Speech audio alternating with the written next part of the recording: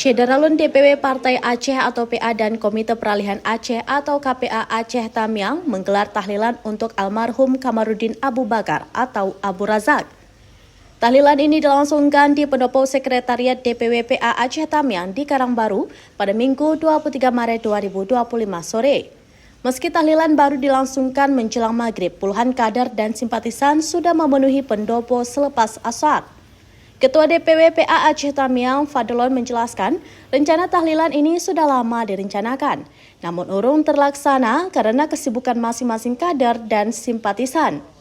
Meski begitu, dia memastikan jika doa secara pribadi yang dikhususkan untuk almarhum Abu Razak sudah dilakukan sejak kabar duka diterima pada Rabu 19 Maret 2025 lalu.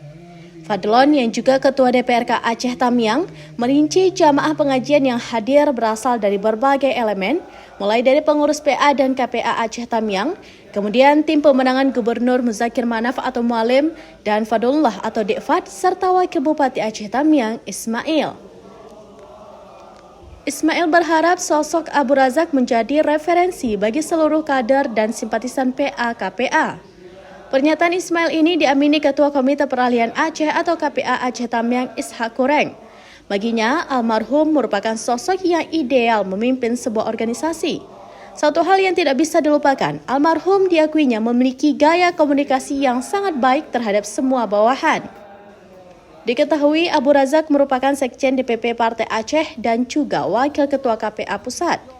Pria yang juga aktif di organisasi olahraga ini meninggal dunia saat menjalankan ibadah umroh pada 19 Maret 2025.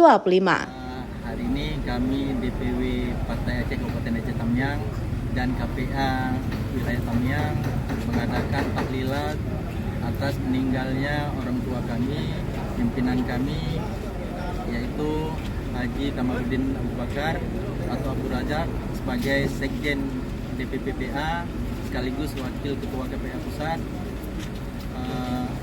Kemudian di samping tahlilan kami lanjutkan dengan santunan anak yatim dan dari Aceh Tamiang, Rahma Wiguna, SerambiNews.com.